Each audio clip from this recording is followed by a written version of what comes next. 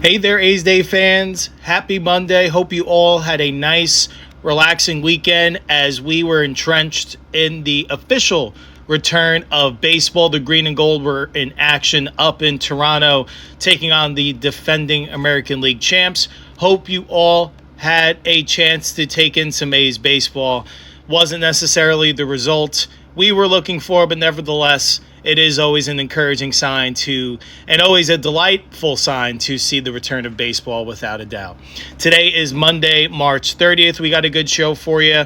So if you could not put two and two together, we are going to kick off today's show doing a recap of what went down in that 3-game series as the A's were on the wrong side of a 3-game sweep. We'll be sure to break down, do a recap of each game by game, give you our thoughts, some interesting statistics, and we will see where the A's go from here into the back half of our show, where we continue on with previewing our next series as the A's continue their opening road trip down to the south to take on the Atlanta Braves in a 3-game set. We'll provide some key pitching matchups, game times, and when you can enjoy these games, as well as providing another home run prediction and series prediction before we prepare for the start of the A's 4th game of the year. Tough start to the year, tough competition, but hopefully it challenges this young team to be ready for the back end when perhaps they're in a position to chase a postseason spot. Plenty of ball to go. We're only 3 games in, and we're excited to talk about it. Thank you for stopping by, and we're going to jump on in talking A's baseball. Holy Toledo, let's go A's.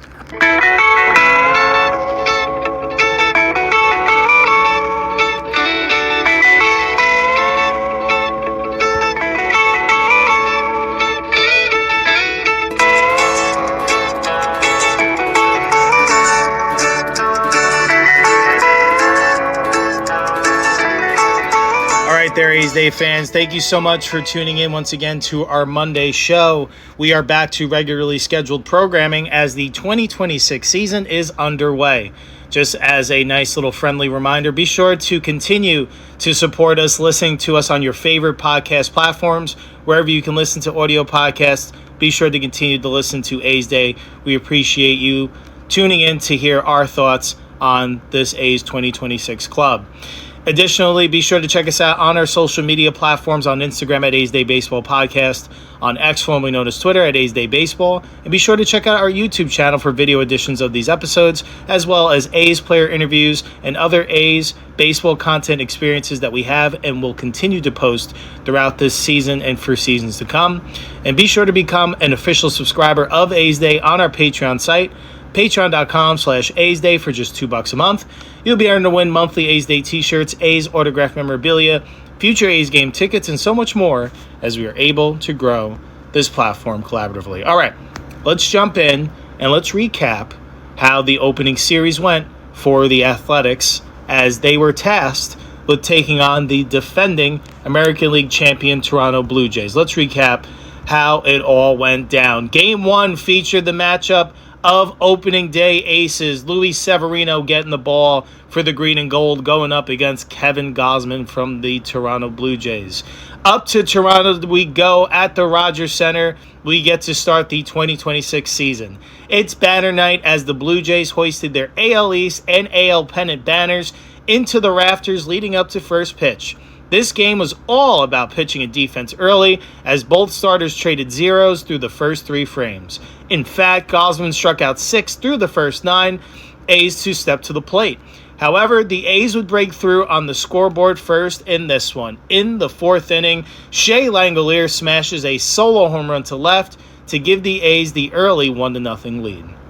To the 5th we go. Sevy still keeping the Jays off the board, but the defending AL champs would finally respond.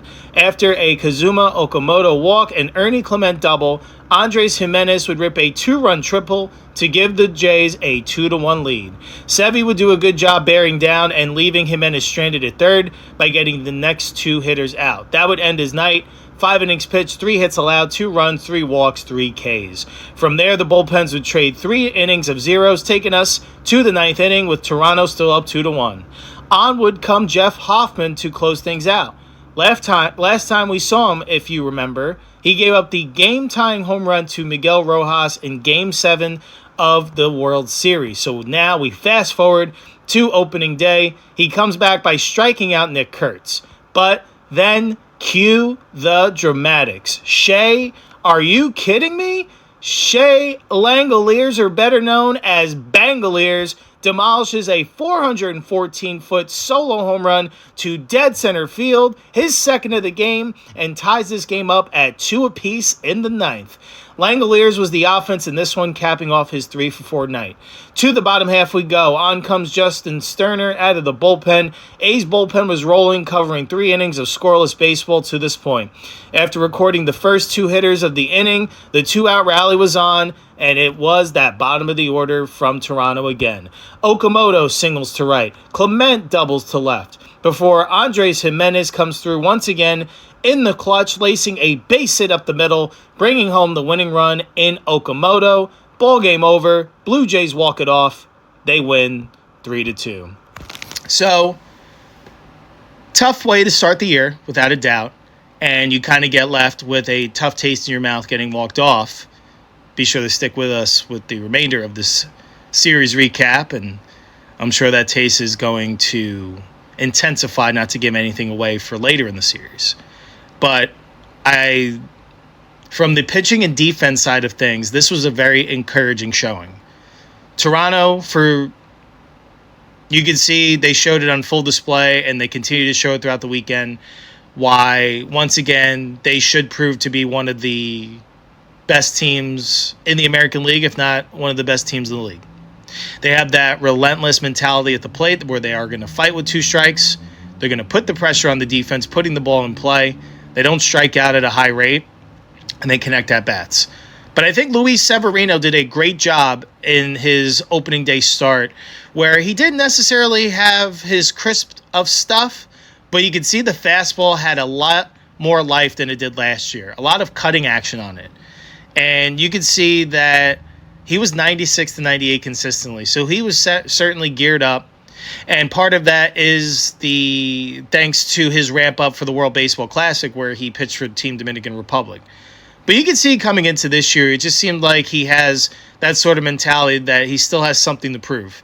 After an up and down year last year, especially with a lot of his displeasures with pitching at Sutter Health Park being brought to the public eye, it does seem like with him being a key free agent that they brought in last year, needs to come in, set the tone as the ace. And I think, especially with who they were going up against with, I thought Sevy held his own.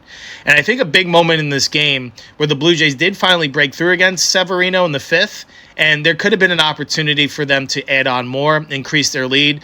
But Severino did a good job bearing down, making the pitches that he needed, and left that runner stranded at third base with less than 2 outs to keep that game at bay and to keep it a 1-run game. And you can see that his stuff had late life and a lot of high velo, especially early. He broke 2 bats, so a lot of firewood there. Always love seeing that. Just wanted to mention that. But I felt like he did set the tone, pitching like an ace on the road. Now, if that was a home performance, I think we'd have a little bit different of a take on this. But I think factoring in having to start the season on the road, it's banner night. There's a lot of high emotions. The Blue Jays turning into one of the best crowds in baseball in terms of the sound factor that could be added into the postseason type environment that it seems the Rogers Center has turned into, carrying on its momentum from last year. I thought Severino held his own and gave this A's offense every opportunity to wake up against Gausman, but sometimes you just do tip of the cap. We'll get to Gausman in a little bit. It was a really tough go of it for the A's offense against them. That splitter, they could not touch it if their life depended on it. And not to get too dramatic about it, but that's just a testament to how good Gausman's command was from the start. And the A's offense didn't have any answers for him, aside from Shea Langoliers, who broke through with the solo home run to knock the game at 1 apiece in the 4th. But Langoliers, he comes in locked in, coming off a spring training where he led the Cactus lead with 7 home runs. He had the most home runs in baseball last year, or tied for the most at 19. So with the adjustments that Langoliers has made with his hands, getting into a better launch position, you're seeing he's having the fruits of his labor come out right out of the gate. And good thing for Shea Langoliers, because without him, this A's offense literally didn't produce anything in terms of in the hit column. Offensively, Langoliers was 3 for 4. He had the 2 home runs and 2 RBIs. Outside of him, here's what the A's offense did. 0 for 26, 2 walks, 16 strikeouts. Rough start, to say the least. But again, sometimes you just tip your cap, and the opponent had a really good pitching plan, and they executed it to perfection. They had this A's offense all off balance, had them chasing at a high percentage all throughout the night, and they just couldn't really settle in and get comfortable and string anything together.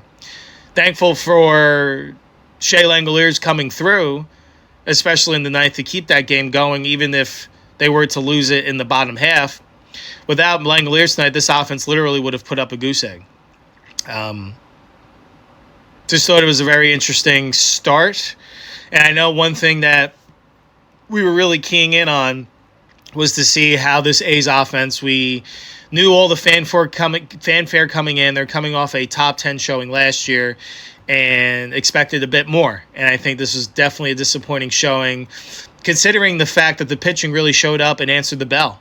I mean, keeping it allowing 3 runs over the course of this game should give, with the potential and the talent that your offense has, more than ample amounts of opportunity to win this ball game. And it was right there within their grasp in terms of the pitching and defense side of things. Now, offensively, they didn't generate enough traffic.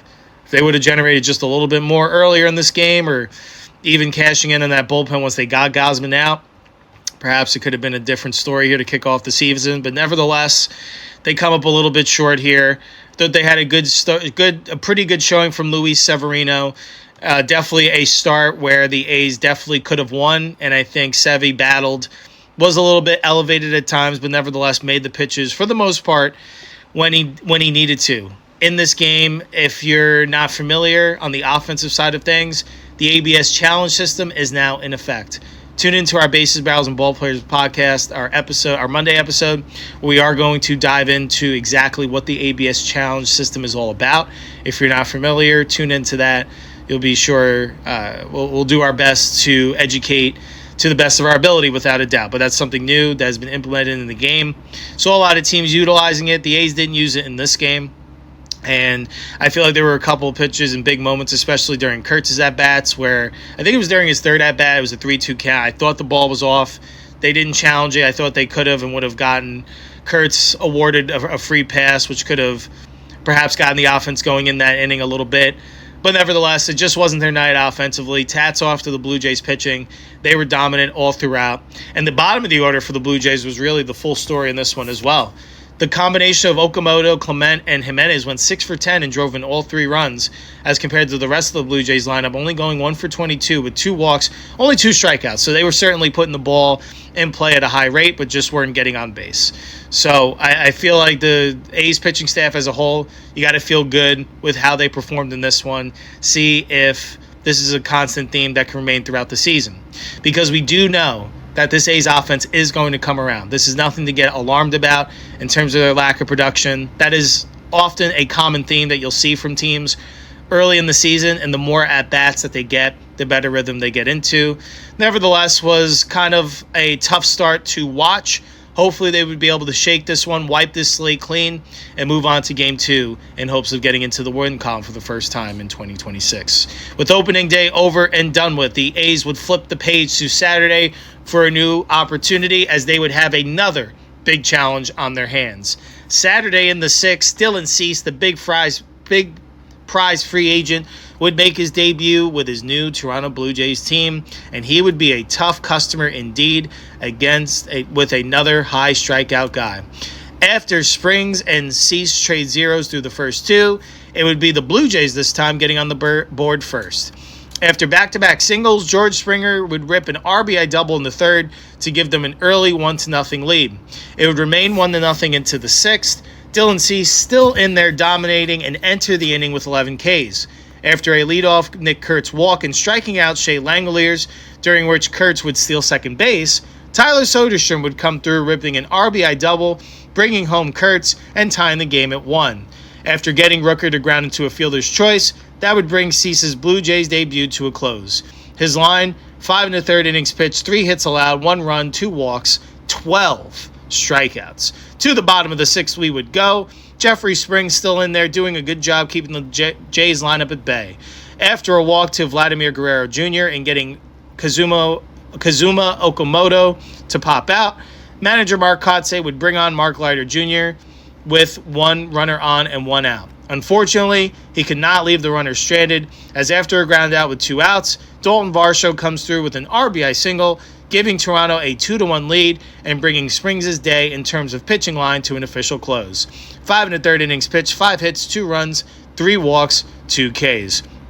Moving along, after 2 singles to get things going for the A's in the 7th, on would come lefty reliever Brendan Little out of the Toronto bullpen. He would get Andy Ibanez to strike out before allowing an infield single to Denzel Clark, which would end up bringing home a run and tying the game at 2. From there, Little would walk Nick Kurtz before loading the bases and setting the stage in this 2-2 game. Oh yeah, here goes that man again on a 1-0 count. The man they call Bangaliers, Shea Langoliers, demolishes a grand slam to dead center field. His 3rd home run in 2 games. A's move ahead in the 7th, 6-2. In the bottom half of the inning, the Blue Jays would get 1 back via an RBI single from Vladimir Guerrero Jr. to cut the deficit to 6-3. To the 8th we go. On is Elvis Alvarado for a 2nd inning of work. He issues 2 walks to kick off the inning and eventually would give way to Hogan Harris. After getting a flyout to the first batter he faced, he would give up back-to-back RBI singles to Jesus Sanchez and Andres Jimenez to shrink the score to 6-5. The A's would go 3 up and 3 down in the 9th before moving to the bottom of the 9th. Last licks coming up for the Blue Jays as the A's cling to a 6-5 lead. On comes Michael Kelly to close this one out. After getting Okamoto to strike out looking, Blue Jays all-star catcher Alejandro Kirk would blast a solo home run to left to tie the game at 6. Kelly would allow 1 more base runner but would get through the 9th and send the game to extras. Free baseball at the Rogers Center. If you needed a reminder, the automatic runner at second base goes into effect starting in the 10th inning. With Nick Kurtz at second, Langoliers would draw a walk before Tyler Soderstrom hits into a double play. Man on third and 2 outs, Brett Rooker would come through with an RBI single, bringing home Kurtz from third to give the A's a 7-6 lead. To the bottom half we go. On would come Scott Barlow to try to close this one out. After a leadoff single setting up first and third, Addison Barger narrowly misses walking it off, but hits a sacrifice fly to right center. The right center field warning track, bringing home Jesus Sanchez and tying the game up once again, this time 7-7. The Blue Jays would be sent away from there, meaning we head on to the 11th inning. A's couldn't get any across the board, and we head to the bottom half. On comes Luis Medina, hoping he can put up a 0. After striking out Kirk, it just wasn't in the card for the Athletics. Varsho would be intentionally walked to set up a double play and have a right-on-right matchup. The Blue Jays, however, would win this matchup as Ernie Clement would deliver an RBI single to bring home Nathan Lucas. Blue Jays walk it off on back-to-back nights. They win this one 8-7 in 11 innings and secure the series victory. So again, the Blue Jays' tone was set by dominant starting pitching. Cease was absolutely brilliant with 12 strikeouts in his Blue Jays debut. If there were any doubts from Blue Jays fans in terms of the extensive contract on the 7-year, $10 million deal that Cease received, I think those doubts were quieted quite a bit. This was an electrifying performance, probably one of the best performances across all of baseball this past weekend. And Dylan Cease calmed those nerves. He was pulled because of pitch count early in the year. You're going to see that from a lot of starters as they continue to build up from their extension from spring training. I think Cease exited at right around 90 pitches. I believe might have been right on that 90 pitch mark, but was absolutely dominant. The A's didn't have really much of an answer from him again, or for his starting pitching once again. But in this one, at least, the A's showed some life later in the game, where they finally connected some at-bats in that 5-run 7th inning, where Shea Langoliers is playing like an MVP candidate right now. He is absolutely off to a sizzling start, hits his 3rd home run in 2 games, this time in another big moment.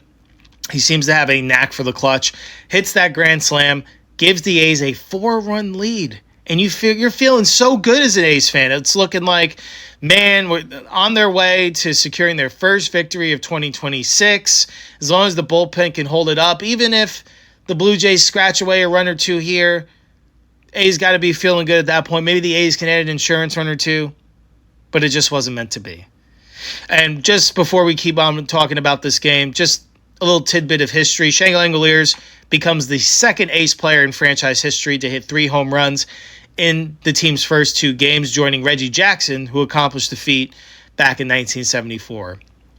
And this was truly an exciting back-and-forth affair, and definitely feeling a bit disappointed because you feel this is another game. This is absolutely a game that the A's feel like they absolutely needed to have, or not needed to have, but should have had, and they let it slip away.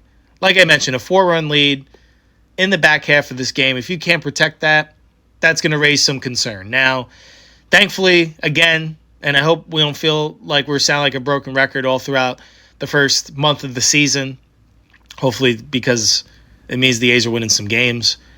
But thankfully, this is all happening early. There's a reason why the Major League Baseball season is a marathon. The season is won over the course of 162 plus October postseason baseball.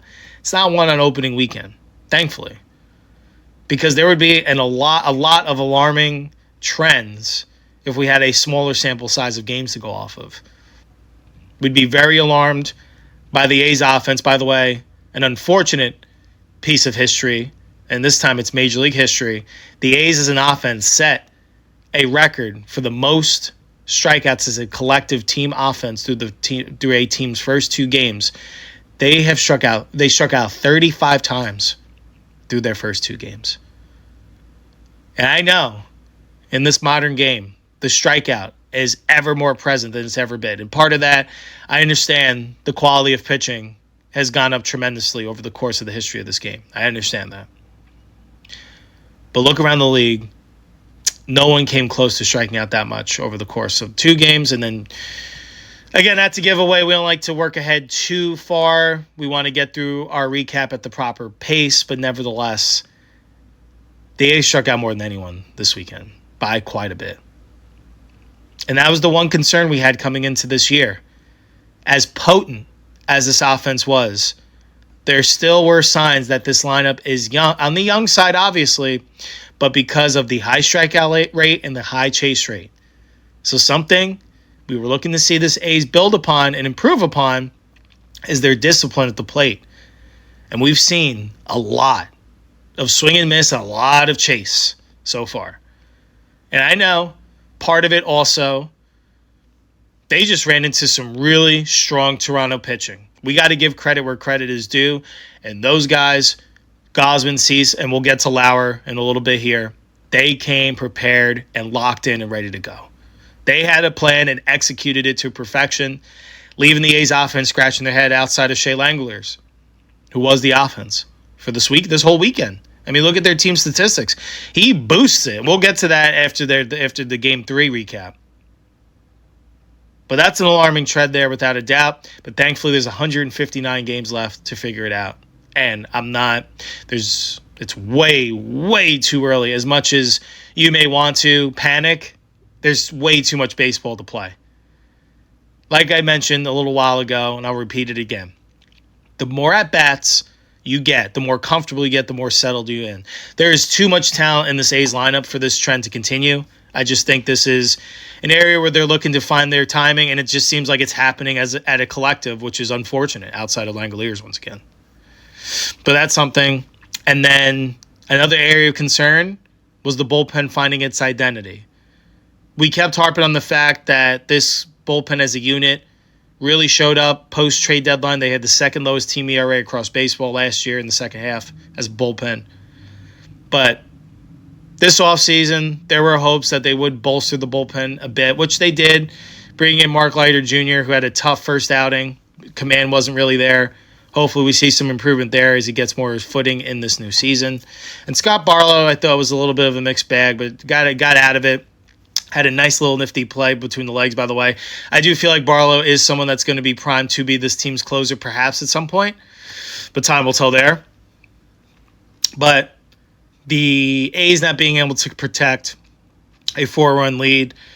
And I know the offense shouldn't go dormant and should have some more answers to keep building upon that 5-run inning and put a team away.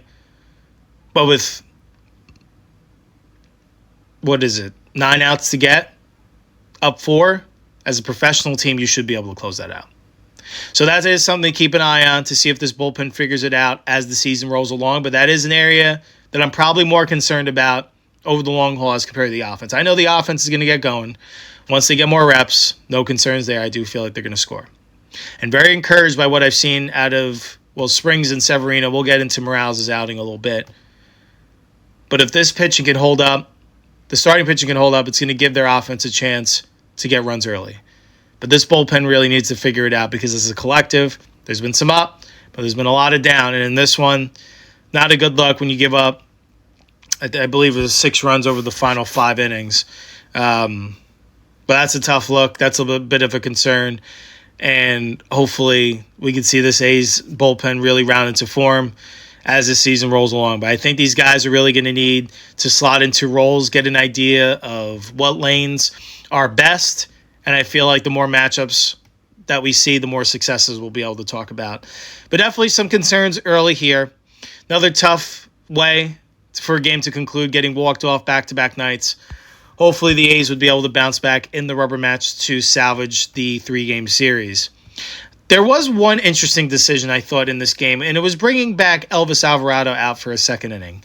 And I know it's easy to nitpick, especially in losses, but I just feel like that's something that really stood out because you had arms that hadn't even thrown this year, and I don't feel like there was a need to press Alvarado out for a second inning, especially he had gotten out of that previous inning, but it took him 20 pitches, and there was a lot of high stress in that inning. So bringing him back out, I feel like led to continued momentum for the Blue Jays offense. So that was just something, I don't know, A's fans, if you want to sound off in our social media comments, wherever we connect, would love to continue that conversation a bit.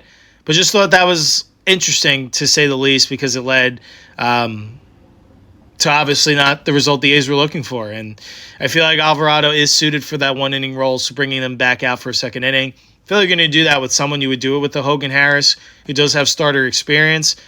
But I guess, again, better to make that mistake earlier in the season rather than in September, where could see them on the outside looking in.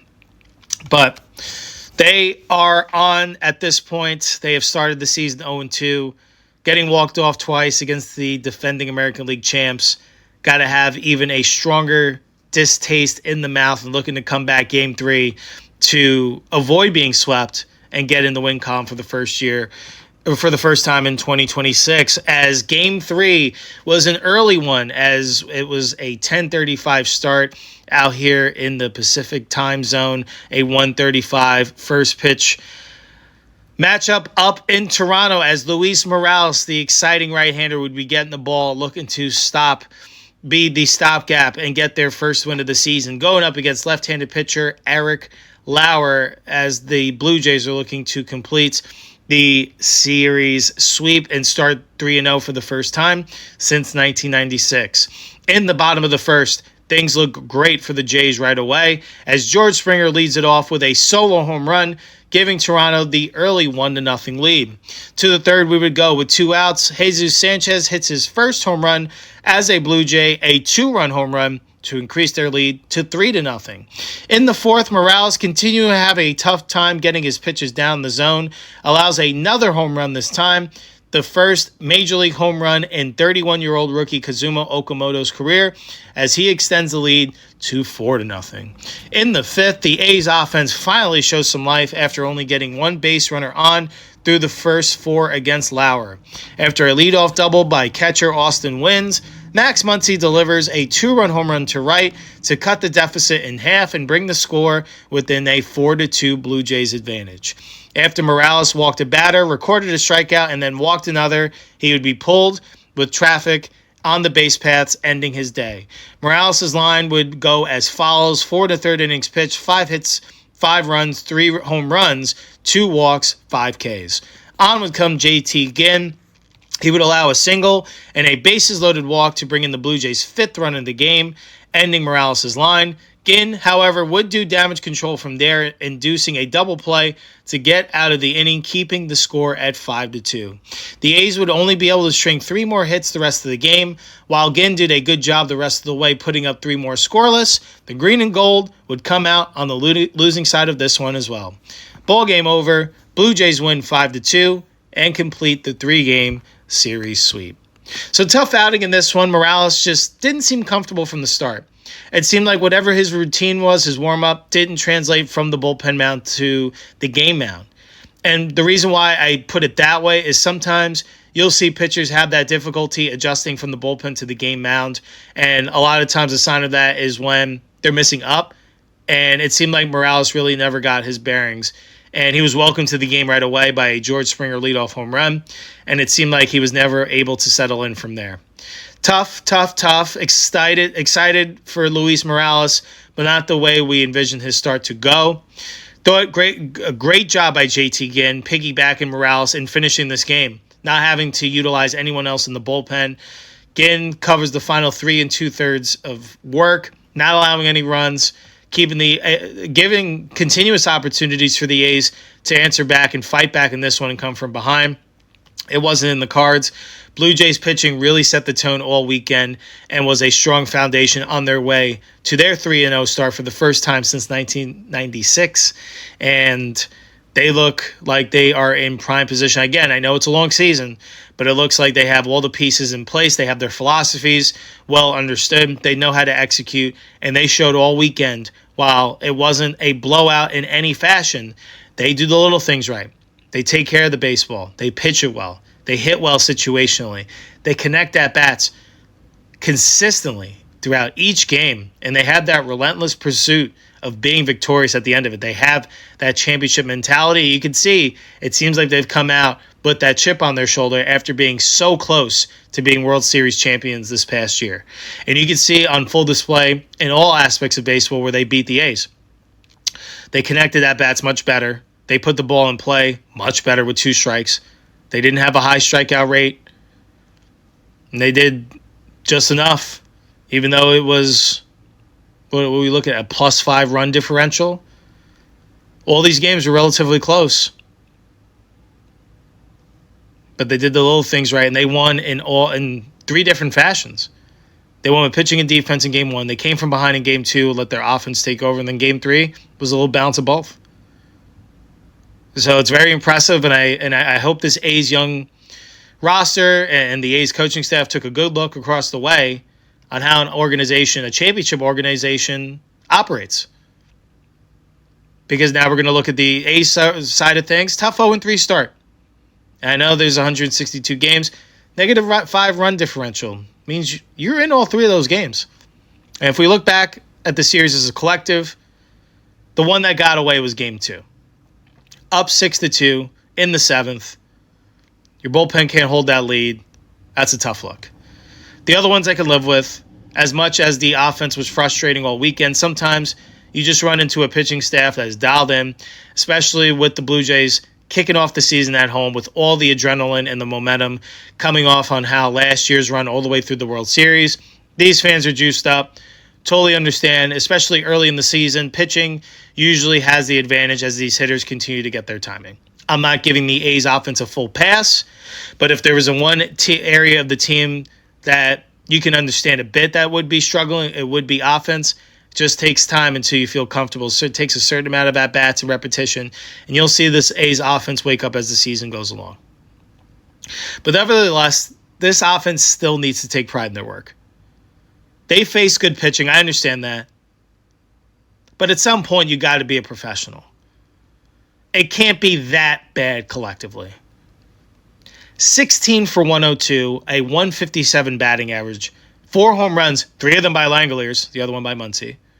11 runs, 8 walks. And by the way, 11 runs, 7 of those came in one game. 8 walks, 50 strikeouts. That is inexcusable. It just is. I understand sometimes you run into a buzzsaw of good pitching, but after a while, make an adjustment. Take some pitches. I don't know how many times all weekend I saw guys all up and down the lineup chasing pitches out of the zone, trying to do something that isn't there. It is more than okay to take a walk.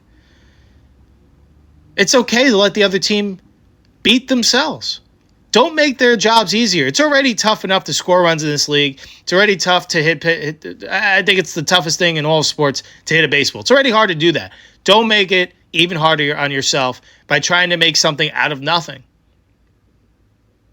Shea Langoliers was the only one that showed up this weekend offensively. Muncy had the nice home run. I get it. But aside from that, I saw a lot of chase out of him too. Brent Rooker came through in extra innings, but he had a tough weekend. Nick Kurtz drew probably the majority of those walks, I would say. I think he drew 4 or 5 of those 8 walks, but he had a tough time at the plate.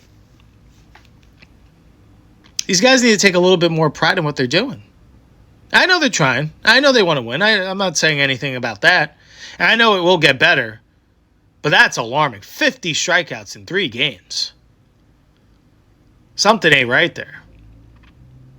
And someone's going to need to step up and be a leader. And I know Shea Langoliers, he tried to lead by example. But there's going to be more guys to step up in this situation. We're going to need to see more professional at-bats, like guys like Jeff McNeil, who maybe didn't show up in the stat line, but there were some at-bats that I watched that he took some really close pitches. And you would think guys would feed off of that. He's working 6-7 pitch count at-bats. So looking for more of that from McNeil, which I think will continue. It was such a delight to see. But hope that approach starts to become more contagious as compared to how contagious the strikeouts seem to get. So it can really only be up from here offensively. And the bullpen, got to figure it out. And I know part of it, if this is an area that continues to be a concern, the attention is going to switch to the front office and wonder why wasn't this area of the team addressed further. Because it's pretty clear that guys are still trying to figure out what role they are going to serve. Going with a closer by committee also kind of leaves you with a bullpen by committee. And I'm fine having a bullpen that's versatile. I think that can, in fact, be a strength, that you have pitchers that can serve different roles. But I do think, at least to start, you need to have defined roles for guys so that mentally they can have a clear understanding of what they're preparing for on a nightly basis when they are summoned upon to call their team, to help their team be successful. Because I think if you're leaving everything up in the air, yes, I know there's conversations that happen earlier in the day, and I'm sure there's guys that, have an understanding prior to the first pitch that they're hot, that they're available, and other guys are cold. But sometimes the situation of the game can dictate and kind of have a different alignment of what you're going in with. And especially early in the year, I feel like out of your bullpen, you have everyone available for as much as you need. You don't want to overtax guys. But I think having that is really leading to a little bit of confusion of who is serving what purpose. And again, we're only 3 games in, so maybe it will come into a little bit more clear fruition later on. But as it stands right now, I think until we have a validation or a confirmation of which guys are serving what roles in the bullpen, I do think it's going to be tough for this bullpen to find its true identity. But, yeah, nevertheless, don't want to harp on this series too much because there's so many more to go. Tough opponent to start the year. Hopefully can settle in as the season rolls along, although the MLB schedule makers did the A's no favors. They have a really tough start to the year. 3 against the defending American League champions, then the Atlanta, then Houston, then both New York teams. Now, this is going to be a really good barometer check to see where this team is at. Right now, obviously it shows they have a lot of work to do. They have a lot of development still to go, and they need to learn how to win at the major league level as a collective. Is the talent there? Yes. And there's plenty of good days ahead for this organization, I feel, without a doubt. But if they keep striking out at this rate, it's going to be a long season. They can't keep this up. They need to have more of that winning attitude at the plate. Whoever summoned upon out of the bullpen needs to go out there and just get outs. Starting pitching, I got to say, outside of Luis Morales, who I thought was just missing up pretty consistently, was never able to get his footing. I expect him to bounce back. But I thought Jeffrey Springs and Luis Severino threw the ball just fine. Severino made it through 5 innings, and Jeffrey Springs worked into the 6th. Sevy only giving up 3 runs, Springs only giving up 2. Gave their team every opportunity to win the ball game. And those performances were overshadowed just because of how dominant Kevin Gausman and Dylan Cease were for the Blue Jays. But I think the A's starters, those two, did a good job keeping them in the ball game and giving them an opportunity.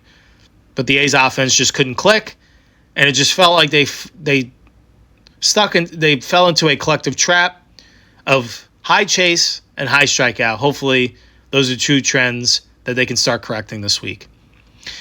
As tough of a series as it was, there were a couple of performances that we are going to recognize. And if you are new to A's Day, typically what we do at the end of each series is hand out 3 stars to recognize 3 A's players for what they achieved during this series. Well, it's tough to do that this weekend because as a collective offense, there wasn't much to speak of. And even on the pitching side of things, there were a couple of promising performances, but not much that really jumped off the page. So for this edition, we're going to do 2 stars. And hopefully, with how they perform against the Braves and then the Astros, hopefully we can kick off the first segment with 3 stars. But if you go look at the numbers. Go find me a third top performer. It just was not a good weekend for the A's. Negative 5-run differential, but they need to do the little things better. And once they do, they'll start winning these games against these top-tier opponents and put themselves in a better position. But I think this could be a good learning tool to look in the mirror where they are at personally, but then also looking across the way and seeing, okay, this is the Toronto Blue Jays that went all the way to Game 7 of the World Series. Hopefully there were some takeaways by what they saw in person, but then also on film. What are they doing? How did they get to that point? And how can we take some of those principles and add it to what we're doing over here?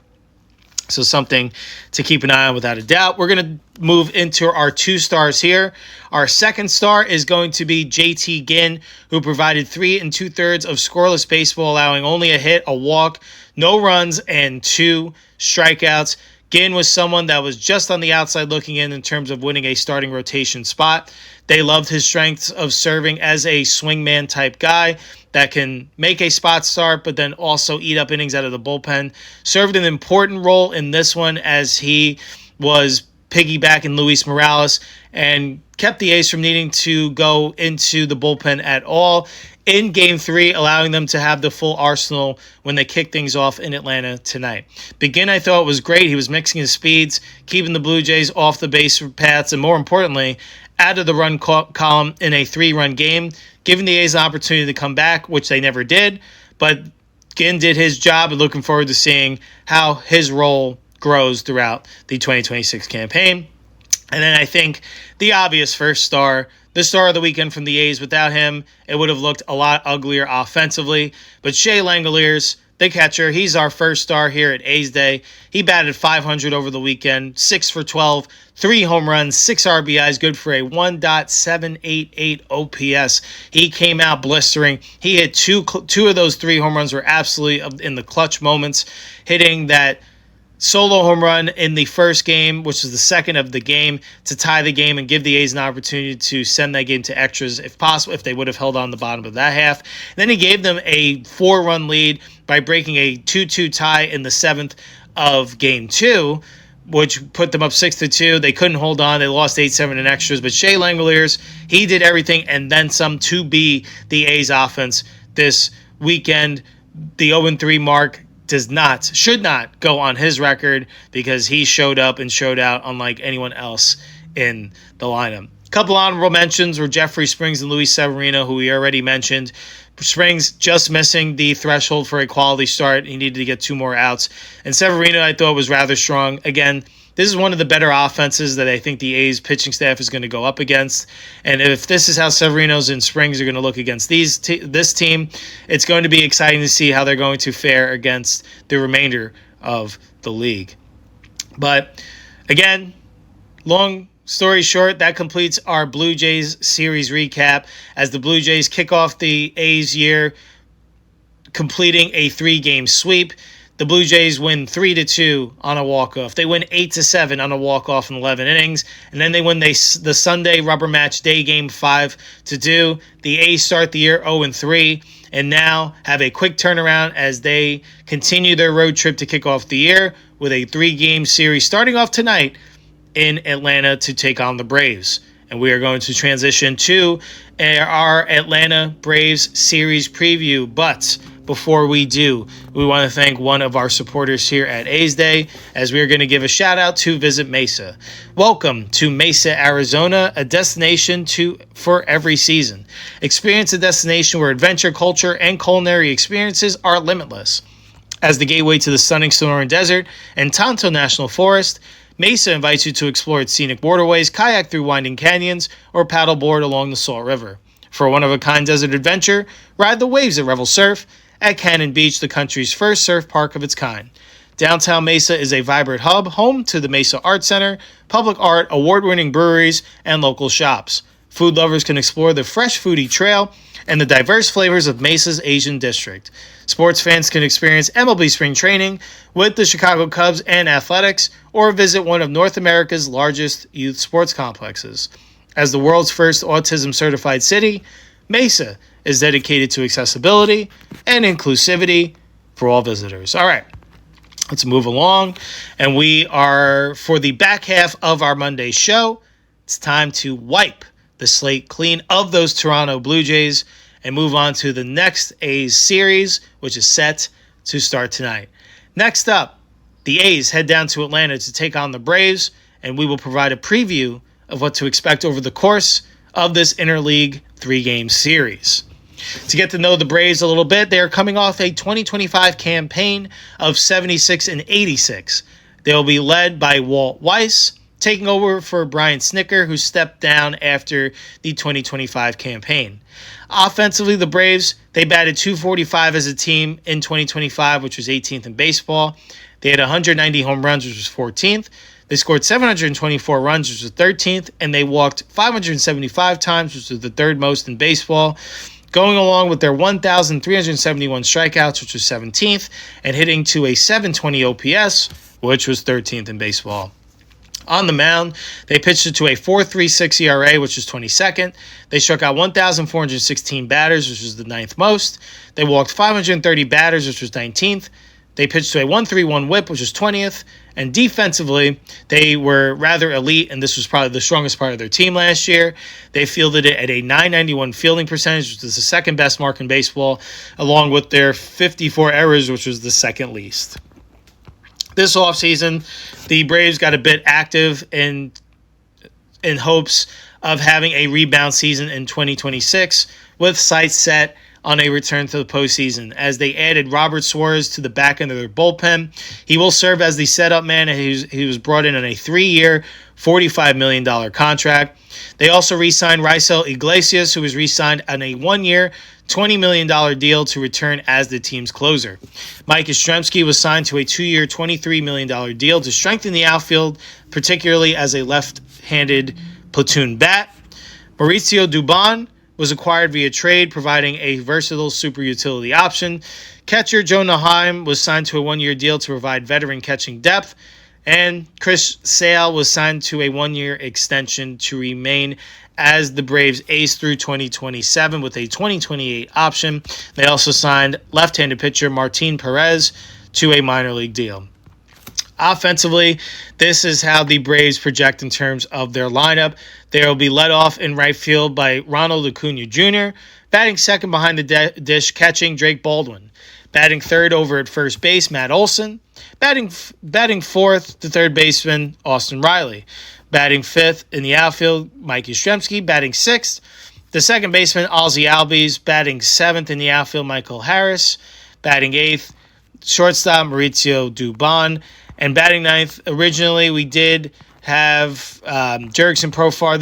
So we were looking at our notes back from our team preview, but now obviously he is suspended for the 162. So be sure to tune in tonight to see their updated lineup without a doubt. But that is the bulk of the Atlanta Braves offensive players without a doubt, and they are boasting a lineup that is off to a decent start as they're off winning the first 2 out of their 3 games in their home series against the Kansas City Royals, looking to keep that rolling at home against the A's. Let's talk about the starting pitching matchups and game times of when you can enjoy this 3-game series. Like we mentioned, tonight will be the first of 3. 7:15 p.m. Eastern Standard Time, 4:15 p.m. Pacific is the scheduled first pitch, as Jacob Lopez will be getting the ball for the A's going up against right-handed pitcher Bryce Elder. Tomorrow night in Atlanta, Game 2 will feature Aaron Savali making his A's debut, going up against left-handed pitcher Jose Suarez. And on Wednesday will be the third and final game of this series. Will be an early start, especially out here on the West Coast. It's at 12:15 p.m. Eastern Standard Time, 9:15 a.m. Pacific Time first pitch scheduled, and you'll be sure to want to tune in early, as we should be treated to a fine pitching matchup, the Battle of Aces, as Luis Severino will look to make his second start of the year, going up against Chris Sale, a former Cy Young Award winner, making his second start of the year as well. Should be primed to some good pitching and defense in that matchup. All right, let's take a look at the scouting report for the Braves. Game 1 pitcher tonight, Bryce Elder. On the 2025 campaign, he made 28 starts, pitching to an 8-11 win-loss record with a 5.30 ERA and 156 in the third innings pitched. He walked 51 batters, striking out 131 and pitching to a 1.39 whip. During this past season, Elder's fastball averaged 91.8 miles an hour, and he works with a 4-pitch mix: a sinker, slider, fastball, and changeup. That is the order of usage according to his 2025 repertoire. Elder is coming off the 2025 campaign strong, posting a 2.82 ERA in his final 7 starts. Following off-season work on his mechanics, he has increased his fastball velocity, touching 95 miles an hour while relying on his signature slider and improved sinker, establishing himself as a high-floor, ground ball-oriented starter. His primary arsenal consists of the sinker, like we mentioned, sitting 91 to 93 with a slight uptick there, and an above-average slider at 84 miles an hour. He is projected as a reliable back-end starter, number 4 or 5 in the rotation, who can provide innings, competing with pitchers like Reynaldo Lopez, Grant Williams, and Hurston Waldrep, especially when 2 of those return from injury for the final Braves rotation spots over the course of the 2026 campaign. He does throw a lot of strikes, Elder, and has good movement on his pitches. He has shown, however, to be a tendency to be homer-prone, which can lead to high earned run average stretches. He will look to continue his ground ball effectiveness, as his 48.9 ground ball percentage in 2025 was ranked in the 79th percentile of all qualified pitchers, according to Baseball Savant. So it should be interesting. I do feel like the A's are going to have more opportunities offensively to have some success in this game and perhaps in the Game 2 of the series as compared to what they went up against in Toronto. So looking forward to seeing the A's perhaps have their first strong offensive showing as a collective tonight for the first time in 2026. Game 2 starter, left-handed pitcher Jose Suarez will be making his first start of the season as well. This past year, he served mainly as a reliever, but he does have 62 career starts over his time with the Angels. This past year was limited action. He pitched in 7 games, only made 1 start, pitched to a 2-0 record with a 1.86 ERA, and 19 in the third innings pitched, walked 10 batters, struck out 16, and pitched to a 1.29 whip. His fastball averaged 93.4 miles an hour, and he works with a 5-pitch mix of fastball, changeup, slider, and sinker. Suarez is a 28-year-old depth starter and reliever, likely opening the season in the rotation because of injuries. He relies on a 92 to 93 mile an hour fastball, a solid changeup, a curveball with a high effort delivery, aiming to fill a back end rotation role. He is currently slotted in the 5th spot, but will serve as a swingman over the course of the year to eat up innings of the long relief variety. He does have strong deceptive changeup, and his spring focus on commanding the zone has shown some early results. Hopefully, for Suarez's sake, that will translate into the 2026 season. And finally, this will be the toughest matchup and challenge for this A's team over the course of this 3-game series. The A's are going to be going up against left-handed pitcher, their ace, Chris Sale. In his first start of the year against Kansas City on this past Friday, he pitched 6 innings, allowed 3 hits, 3 walks, 6 Ks on their way to a 6-0 victory. This past season was another strong showing for Sale. He pitched in 21 games, 20 of those being starts, pitching to a 7-5 win-loss record with a 2.58 ERA and 125 2/3 innings pitched, walked 32 batters, struck out 165, and pitched to a 106 whip. His fastball averaged 94.8 miles an hour, and aside from that, there was lots of red, which is great, on his baseball savant page. His expected ERA of 2.87 was in the 92nd percentile of all of baseball. His expected batting average was 205, which was in the 87th percentile. His 87.2 average exit velocity allowed was in the 92nd percentile. His 32.3 chase percentage was in the 89th percentile. His K percentage of 32.4 was 95th. And the 6.3 walk percentage was 79th. And the hard hit percentage of 35.4 was in the 86th percentile. Sale works with a 4-pitch mix, a slider, fastball, changeup, and sinker. He continues to display elite form.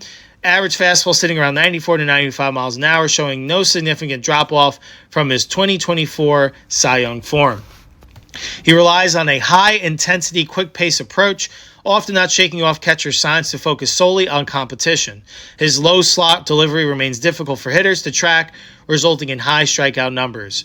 While he missed time in 2025 with a rib injury, he proved his ability to return at elite levels, making him a dependable high-end starter when healthy. Highly motivated to finish his career in Atlanta, showing rejuvenated passion after battling injuries from 2020 to 2023, which was part of the motivation for getting that extension done. As the established number 1 starter, Sale is expected to lead a potent Braves rotation, aiming for another high-inning, low ERA season. Some key matchup stats to keep an eye on in terms of histories of some A's batters against these starters. Against Bryce Elder, Shea Langolier's lifetime is 2 for 6. Tyler Soderstrom is 2 for 3 with a double. Against Jose Suarez, Brent Rooker is 4 for 5 lifetime with 3 home runs, something to keep an eye on. And against Chris Sale, Austin Wynns was 3 for 8 lifetime with a double. Jeff McNeil 4 for 9 lifetime with a double, and Brent Rooker 1 for 6. But he does have a home run against Chris Sale in his history.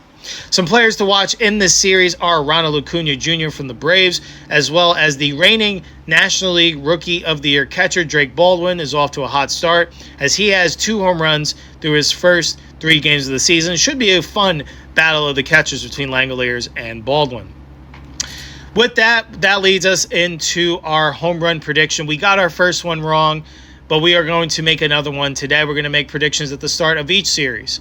We are going to roll the dice once again, especially after doing our research and seeing matchup history. Now we know baseball, it changes and it's different day to day, but we like to have a little bit of historical data to go off of in terms of making our selection. Once again, we were going to take Shea Langoliers, but we feel like perhaps we maybe missed the boat. I mean, he hit 3 home runs in his first 3 games. Can he continue that trend? I'm sure he can, but I feel like Atlanta is going to pitch him a little bit more carefully, especially with Langoliers being the main source of offense early on. So I feel with that deflection, we are going to roll the dice with this guy again. For our second prediction of the 2026 season, for our home run A's prediction, we are going to select Brent Rooker. We like the lifetime history against Jose Suarez, Game 2 starter in the series. I'm sure he'll pitch Rooker a little bit more carefully, but Rooker must see him very well. 4 for 5, 3 home runs. Love those numbers. He does have a home run lifetime against Chris Sale as well, and Bryce Elder is someone that is susceptible to giving up the long ball. I feel like Rooker, this is pointing all signs to him hitting at least one home run over the course of these next 3 games. Hope to get on the board for us in the win column of our A's Day home run prediction. In terms of other predictions, we are going to give our prediction on this series, and then we'll give our final thoughts before getting on out of here and preparing for first pitch. We believe that the A's not only will get into the win column during the series, we believe that the way these pitching matchups line up, that the A's will win 2 out of 3 they'll win their first 2 games of 2026 and win their first series of 2026 on the road in Atlanta. We believe that they will win tonight 5-3.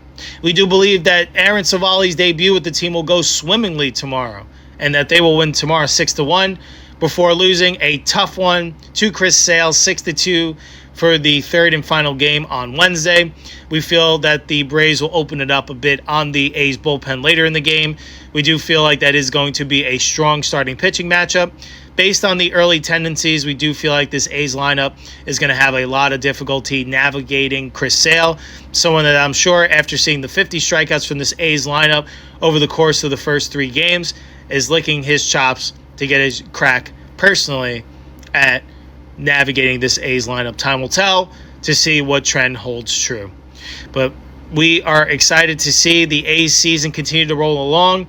Best of luck, and hopefully we see the A's first victory of 2026 tonight. Should be a good series going up against another playoff potential opponent. Should be a nice early test that I feel the A's are going to answer. I feel like they are going to make those adjustments offensively. I feel with where these rotations line up that the slight edge goes to the A's. It's just a matter if this A's bullpen can hold leads, because I feel like the A's offense, after starting the season against Gausman and Cease, are going to be accustomed to navigating against pitchers that maybe not as quality of performer as the first 2 that they mentioned as they faced in Toronto. Chris Sale is. I'm talking about more Elder and Suarez. So I feel like with what the A's have had to battle against, I feel like this will be sort of a breath of fresh air. They're going to have a lot of strikes to hit, and I feel like they're going to have to make the most of those opportunities.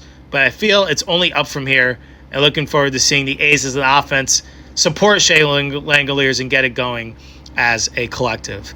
And with that, that brings us to the close of another edition of A's Day. Appreciate you starting your week off with us here, hearing our thoughts on everything athletics baseball.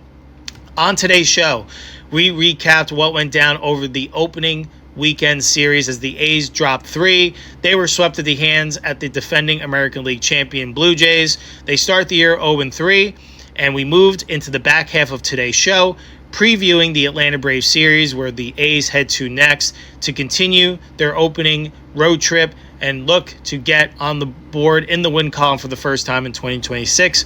Starting tonight, once again, the A's will be in action against the Braves. Jacob Lopez getting the ball, going up against Bryce Elder. First pitch, 7:15 p.m. Eastern Standard Time, 4:15 p.m. Pacific. Looking forward to seeing the A's play a better brand of baseball. We'll be back behind the mic for Friday's show as we recap what went down in the Brave series before previewing the A's home opener and their home opening series as we take a look at how they project against the Houston Astros. Looking forward to enjoying a full week of A's baseball. Hopefully we have some more wins to talk about for Friday's show. Enjoy the A's in action. We've got 159 of these to go, so be sure to ride the roller coaster of the emotions of this long marathon of a season properly. That's all I have for you today. Once again, I'm your host, Joe Grado. Thank you for stopping by and hearing our thoughts here on A's Day. We appreciate all of your support and looking forward to another season of A's baseball. Take care, everyone. We'll see you behind the mic for Friday's show. And until then, Holy Toledo, let's go A's.